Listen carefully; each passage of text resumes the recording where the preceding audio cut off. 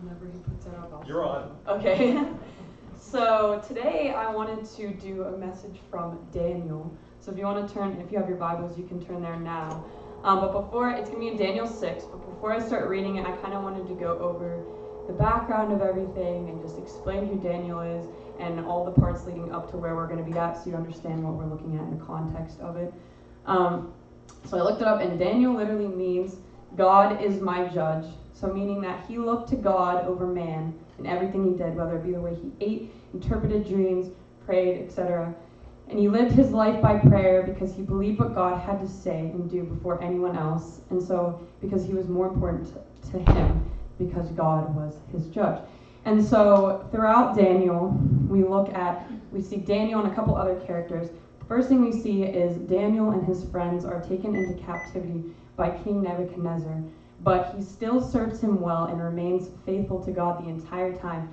The first chapter starts with they are told what all people in training there are told to eat, what to eat, certain things, and Daniel and his friends decided that they wanted to follow what God said and wanted to eat a certain way, so they told the king this, and they did this whole experiment, and then they ended up being better and healthier than the guys that just listened to what the king said. So because of all of this, right from the start of their training, they proved themselves to the king by being faithful to their God. And so then the King Nebuchadnezzar promoted them, and they were into his service.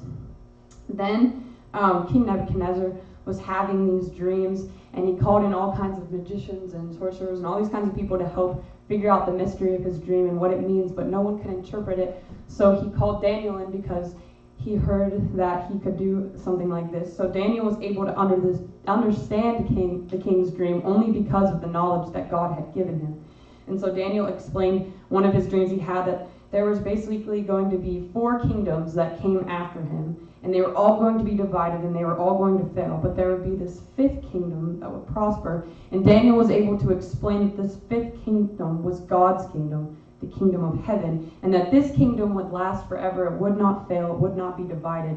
And then at the end of his interpreting it, Daniel was able to give the credit back to God after anything that he would explain. And so because of this wisdom that Daniel had, he was once again honored by King Nebuchadnezzar and was placed in authority over all of the wise men of Babylon.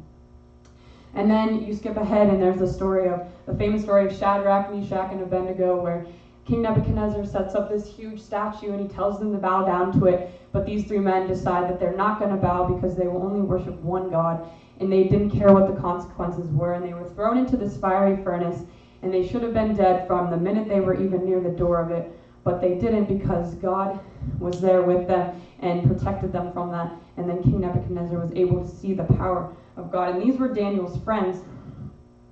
And so then King Nebuchadnezzar has another dream, and he calls in Daniel once again to interpret it, and Daniel's able to explain that King Nebuchadnezzar is going to be like this tree that's going to be cut down and will live amongst these wild animals, and that 7 times will pass until he can acknowledge that heaven rules. And so King Nebuchadnezzar could not be restored until he could admit and praise God above all else. And this dream did come to fulfillment, and he was able to acknowledge God above it all. And then in the next story, King Nebuchadnezzar's son, Belshazzar, becomes the new king. He made plenty of mistakes, and he stole from the temple. So God sent this hand to write words of his kingdom coming to an end written on this wall. And they were words that they didn't understand, so Daniel had to come in and interpret, and he said that his kingdom would be numbered and it would be divided and fail. And as a reward for him interpreting in this, Daniel was promoted to the 3rd highest position in Babylon. And then the king Belshazzar was slain in battle, and his kingdom was taken over. And then this new man named Darius was made king. And Daniel excelled in all of his duties under this king, and the king contemplated making him head over all the kingdom. And so this made the people that he was working with jealous, and this is where our story is going to pick up. So Daniel 6, I'm going to read the whole thing because I think it's important to really get into the Word of God and see what it says as a whole picture, so we're not missing any details. So I'm just going to, it's a little bit long, but bear with me, it's a good story. Starting in verse 3. Now Daniel so distinguished himself among the administrators and the satraps by his exceptional qualities that the king planned to set him over the whole kingdom. At this, the administrators and the satraps tried to find grounds for the charges against Daniel and his conduct of government affairs, but they were unable to do so. They could find no corruption in him, because he was trustworthy and neither corrupt nor negligent. Finally, these men said, "We will never find basis for charges against this man Daniel, unless it has something to do with the law of his God." So these administrators and satraps went as a group to the king and said, "May King Darius live forever." The royal administrators, prefects, satraps, advisors, and governors have all agreed that the king should issue an edict and enforce the decree that anyone who prays to any god or any human being during the next 30 days, except to you, your majesty, shall be thrown into the lion's den. Now, your majesty, issue the decree and put it in writing so that it cannot be altered, in accordance with the law of Medes and Persians, which cannot be repealed. So King Darius put the decree in writing. Now when Daniel learned that the decree had been published, he went home to his upstairs room with their windows open towards Jerusalem. 3 times a day he got down on his knees and prayed, giving thanks to God, just as he had done before. Then these men went as a group and found Daniel praying and asking God for help. So they went to the king and spoke to him about his royal decree. "Did you not publish a decree that during the next 30 days, anyone who prays to any god or human being except to you, your majesty, would be thrown into the lion's den?" The king answered, "The decree stands in accordance with the law of Medes and Persians, which cannot be repealed." Then they said to the king, "Daniel, who is one of the exiles from Judah, pays no attention to you, your majesty, or to the decree you put in writing. He still prays 3 times a day." When the king heard this, he was greatly distressed. He was determined to rescue Daniel and made every effort until sundown to save him.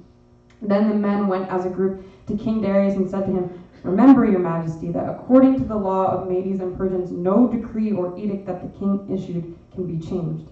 So the king gave the order, and they brought Daniel and threw him into the lion's den. The king said to Daniel, "May your God, whom you serve continually, rescue you." A stone was brought and placed over the mouth of the den, and the king sealed it with his own signet ring and with the rings of his nobles, so that Daniel's situation might not be changed. Then the king returned to his palace and spent the night without eating and without any entertainment being brought to him, and he could not sleep. At the first light of dawn, the king got up and hurried to the lion's den. When he came near to the den, he called to Daniel in an anguished voice, "Daniel, servant of the living God, has your God, whom you serve continually, been able to rescue you from the lions?" Daniel answered, "May the king live forever. My God sent his angel, and he shut the mouths of lions. They have not hurt me, because I was found innocent in his sight. Nor have I done anything wrong before you, your majesty."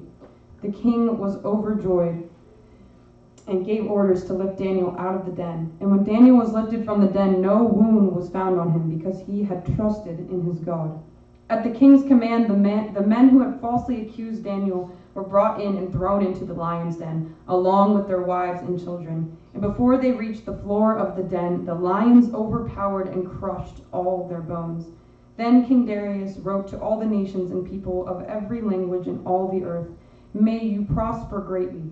I issue a decree in every part of my kingdom. People must fear and reverence the God of Daniel. For he is the living God, and he endures forever. His kingdom will not be destroyed. His dominion will never end. He rescues and he saves. He performs signs and wonders in the heavens and on earth. He has rescued Daniel from the power of the lions." So Daniel prospered during the reign of Darius and the reign of Cyrus the Persian. Wow. So here we have this Daniel, and who gets promoted by the king, and other officials under him get so jealous that they want something to happen to him. But they know of Daniel's character, and they know they're not going to catch him slipping up, and they can't find fault in him because they knew he would. But they knew he would never compromise when it came to his faith. Think about that. Do you realize how strong Daniel's faith and prayer life had to be for them to recognize the fact that trying to mess with the God he served would literally be the only way to get him into any kind of trouble? They knew that Daniel would not waver in his relationship to the Father, no matter the circumstances. They found no flaws. They literally had to find something to make up. So they appealed to this king's pride and desire to keep this kingdom at unity by getting him to issue this decree, a decree that states for 30 days there shall be no prayer to any god or anyone besides Darius himself, or that they will suffer the consequences of being thrown into the lion's den. They basically made this king a god, and he agreed to it. And under the law of Medes and Persians stated, this was so binding that not even the king himself could change it once it was issued. So Daniel hears of this decree, and what does he do? He immediately goes to prayer for help and to thank God. But this was normal for him. He was not ignorant of the consequences that would result in his decision, but he still did not hide. He still prayed, and he did it in his own house with windows open multiple times a day in the same way he had always been doing, because it was this rhythm and it was this pattern for him. He went to this upper room alone and had prayer that was simply between him and God, because he was accustomed to the secret place. And he was in this posture of prayer. He went to his knees each and every time to thank God. And it says he did this just as he had done before. This wasn't new. This wasn't his rebellion. This was his life. He valued prayer more than life itself, because to him it was life itself. He knew that the lions would kill him, yet he still prayed. And I'm sure he prayed even more than just those 3 times in his room. He probably had ongoing prayers throughout the day, but he had this specific time and designated place that he had set apart for the Lord, this deeply intimate secret place alone with God. Then the officials found him praying and reported it to the king. They told him that Daniel still prays 3 times a day. Imagine that too. They literally find him praying. Imagine if people found us doing that today. They knew exactly where to find him and what to expect him to be doing, because he had a disciplined prayer life. So the king heard this, and he was distressed and wanted to help him, but he couldn't go against his own decree, so he ordered for Daniel to be thrown into the den with these vicious lions. All the king could say to him as he was thrown in was, "May your God, whom you serve continually, rescue you." Even the king was able to recognize Daniel's walk with God, that it was a daily practice as he served him continually. Darius, in saying this, also recognized the power of God and was able to have some faith because of the trust that Daniel had in his God and in his continued service to him. So later that night, while Darius had trouble sleeping, Daniel spent the night tucked away with these lions. We can only assume that Daniel never stopped praying. In fact, he probably did even then. He probably prayed in the lion's den, because that was his nature as a servant to the Lord. First thing the next morning, King Darius comes to the den to see if God was capable of saving Daniel. Daniel immediately responds back with praise to God, expressing how God had sent his own angel and that he had shut the mouths of lions. Now, we don't know if Daniel physically saw this angel or how exactly the angel shut the mouths of the lions, but all we know is that they were, in fact, shut. God protected Daniel. He was preserved through his faith. Not even a wound nor a scratch was found on him, because he had trusted in his God. Then, at the king's command, the men who falsely accused Daniel, along with their wives and children, were thrown into the den of lions. And it says, before they even reached the floor, the lions overpowered and crushed them. That means that there was literally no natural reason other than his faith that had saved him, because the lions should have instantly killed Daniel, but yet they didn't. Then the king issued a new decree stating that only Daniel's God, the true God, shall be feared and reverenced. His is the only kingdom that shall never be restored. And so we can learn a lot from Daniel and in the way he lived his life, but I want to focus on the prayer component of this story. A main area in his life where he had true communication with God, something we so desperately need in this life, as is one of the biggest things we have access to in order to talk to and deepen our relationship with our Father. What would our world look like today if we prayed like Daniel? What would it look like if we actually had this devout prayer life, if we tapped into this secret place that Daniel was so familiar with? See, the thing of it is, Daniel understood what prayer was. He didn't just cry out to God when he was in trouble or just when he wanted something, but rather he simply did it to be in relations with the Father. He understood the importance of prayer and how powerful it can be. He understood that being in communication with God was the very essence of life and life in him. Prayer does something effective because it is the intimate connection between the Creator and the created. He didn't just do it in the church or in front of others, but he understood the value of the secret place. I'm sure he prayed even more outside of that room and space, but the point is he had that specific time with God. And it is in this secret place where we begin to learn the character of God and how truly loving he is towards us. It is in this place that we begin to discern what the voice of God sounds like and what he wants for us.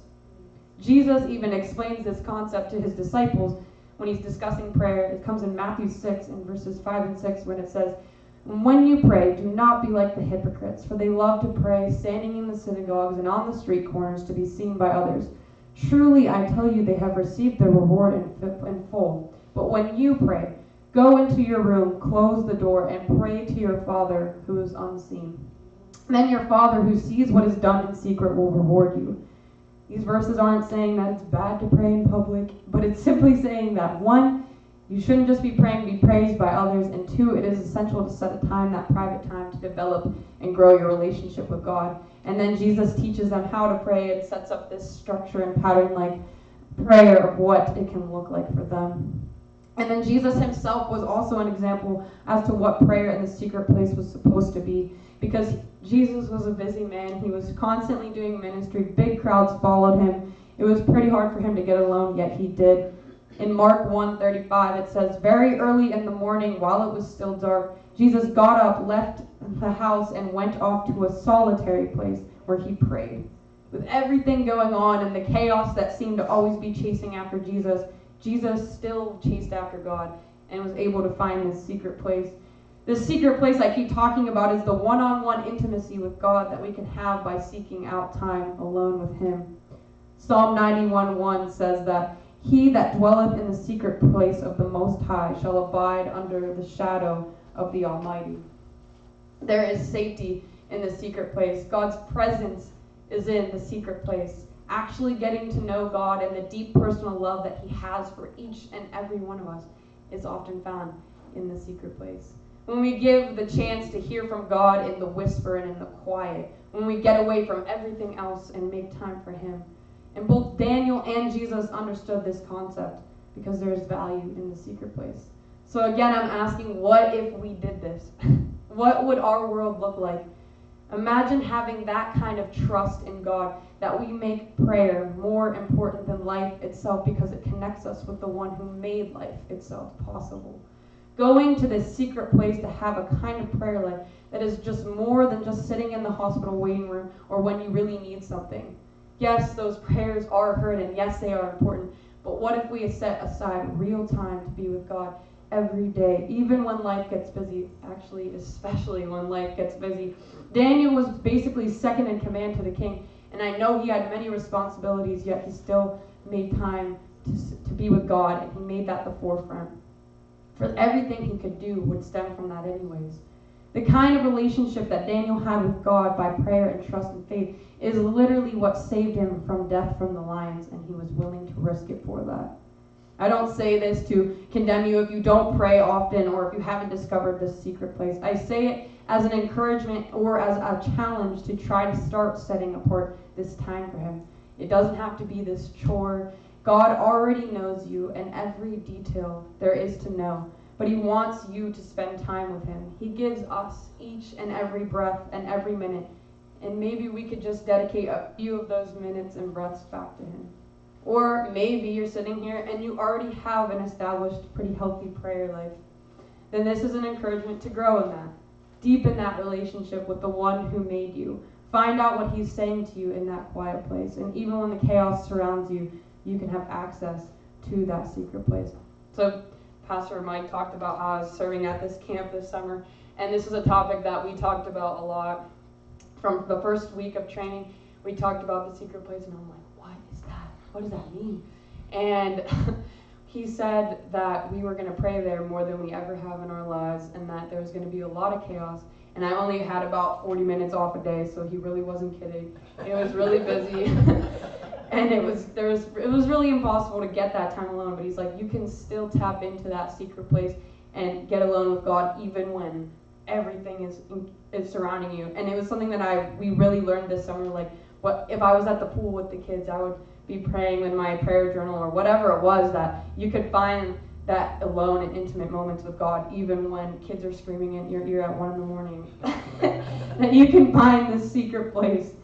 So I wanted to just set up a few practical ways of what that could look like. Some of the things that I do for this is I set up side time or set like alarms, like, hey, pray at 10 o'clock or whatever. And then I've also been learning through college and everything of how important it is to take a Sabbath day, because that's biblical, and life gets super busy and we're designed to work, but we're also designed to rest.